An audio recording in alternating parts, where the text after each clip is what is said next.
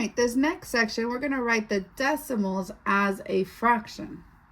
So to start off, I'm going to put my numbers inside a place value chart. I have 23 and 4/10. 23 and 4/10. Now remember, everything on this side of the decimal, these are whole numbers.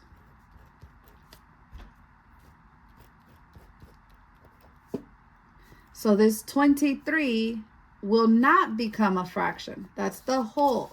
It's going to be a mixed number, 23. Now I do need the fraction. This side is my part. I have 4/10. So I can write it 4/10.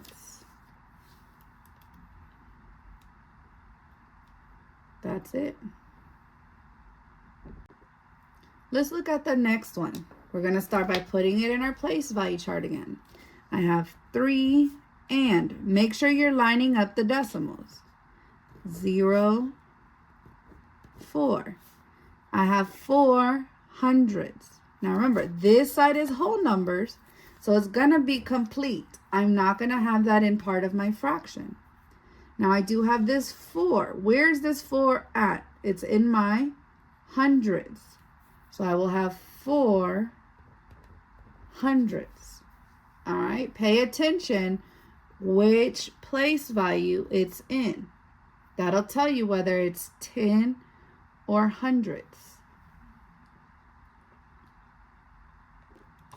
For this side, we're going to start with the fraction and we're going to put it as a decimal. All right, so I have 34 tenths. This is telling you what place to put it in. So I'm going to put 34 in my tenths. But what's the problem? Do they like to be 2 and 1? No.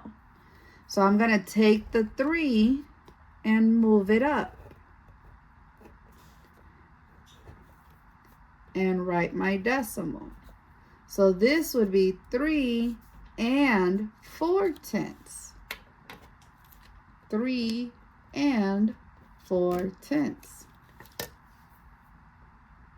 All right, let's look at the next one.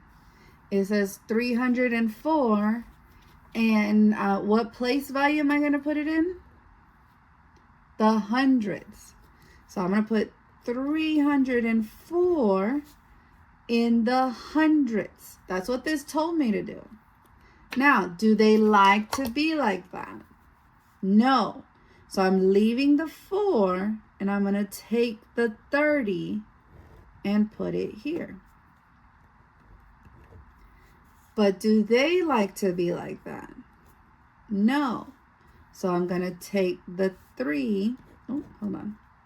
I'm going to take the 3 and move it. It's no longer here. So what I'm left with is 3 and 4 hundredths.